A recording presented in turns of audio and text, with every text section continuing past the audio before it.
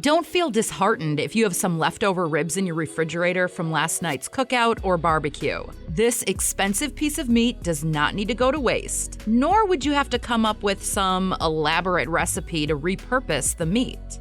Here is how to reheat those leftover ribs and turn them into a mouth-watering meal as if these came just fresh off the grill.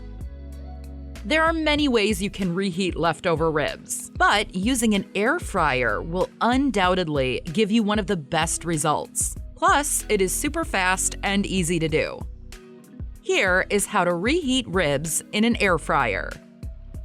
Cut the ribs into the size that easily fits into your air fryer basket without getting crammed. Drizzle a few drops of oil on the ribs to prevent them from drying out.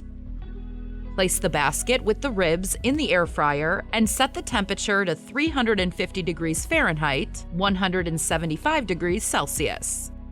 Cook the ribs for about 5 minutes. Then check if the ribs are hot throughout and cooked to your liking. Take out the ribs and allow them to cool off for a few minutes before serving. Enjoy with a barbecue sauce of your choice. As you can see, the result is absolutely perfect as the air fryer leaves the rib a little crispy on the outside and tender and juicy on the inside, like they are fresh off the grill. If you are new to air fryer cooking and still trying to figure out how to use this popular kitchen gadget, check out my latest video about 7 common air fryer mistakes and handy tips that everyone ought to know when using an air fryer. Check it out now.